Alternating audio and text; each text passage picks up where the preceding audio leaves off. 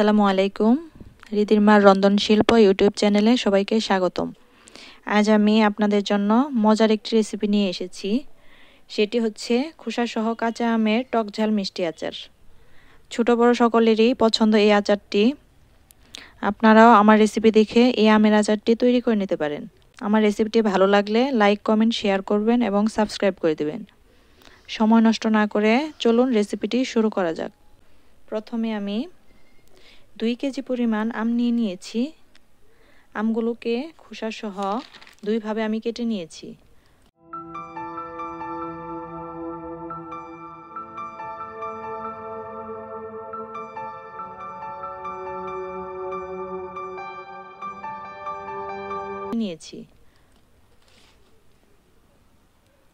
এরপর আমের খণ্ডগুলো আধ ঘন্টা সময় চুন দিয়ে ভিজিয়ে রেখেছি। আমগুলো 2-3 বার পরিষ্কার করে ধুয়ে নিয়েছি। এবার আচারে দেওয়ার জন্য আমি মশলা রেডি করে নিচ্ছি। সরিষা হাফ কাপ পরিমাণ, জিরা 1 চা চামচ, শুকনা মরিচ 10 থেকে 12টার মতো নিয়ে হালকা ভেজে বেটে নিয়েছি। কড়াইয়ে 1 কাপ পরিমাণ সরিষার তেল দিয়ে নিলাম। রসুন বাটা 1 চা চামচ দিয়ে নিয়েছি।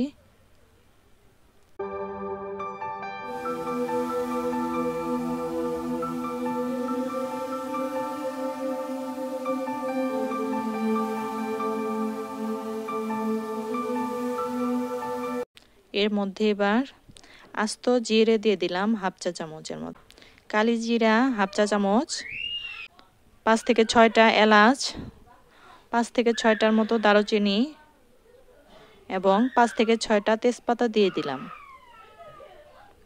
সুগন্ধ আসা পর্যন্ত হালকা ভেজে নিচ্ছি।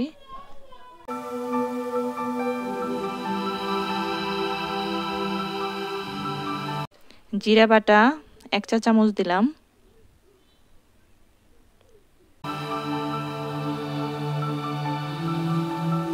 এরপর লবণ 1 চা চামচ,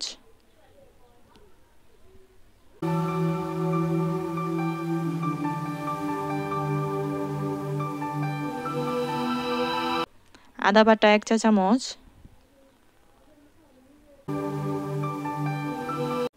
এবং বিট লবণ হাফ চা চামচ।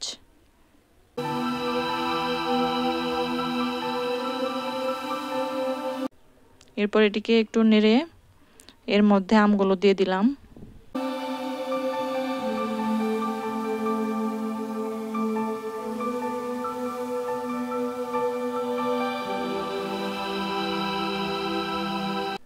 এবার আমের মধ্যে 1.5 কাপ পরিমাণ চিনি দিয়ে দিলাম।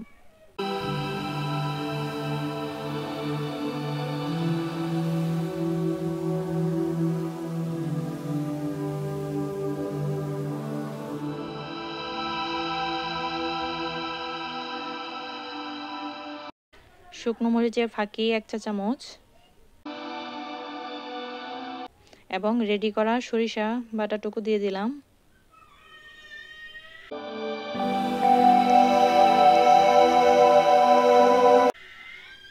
এবার একটু ভালোভাবে এটিকে নেড়ে দিলাম।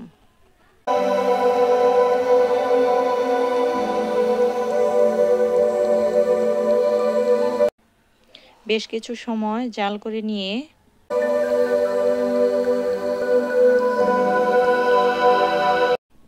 এর মধ্যে আমি 6 থেকে 7টা আস্ত শুকনো মরিচ দিয়ে দিলাম।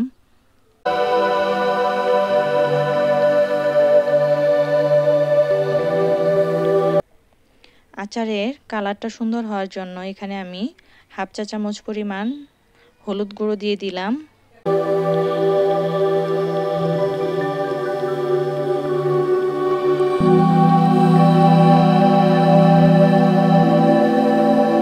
সবশেষে স্বাদ বাড়ানোর জন্য আমি পরিমাণ মতো 5 ফোড়ন দিয়ে দিলাম।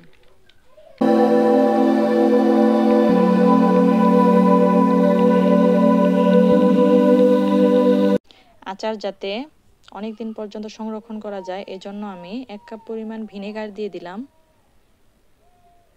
এরপর এটিকে আমি ভালোভাবে নেড়ে দিচ্ছি।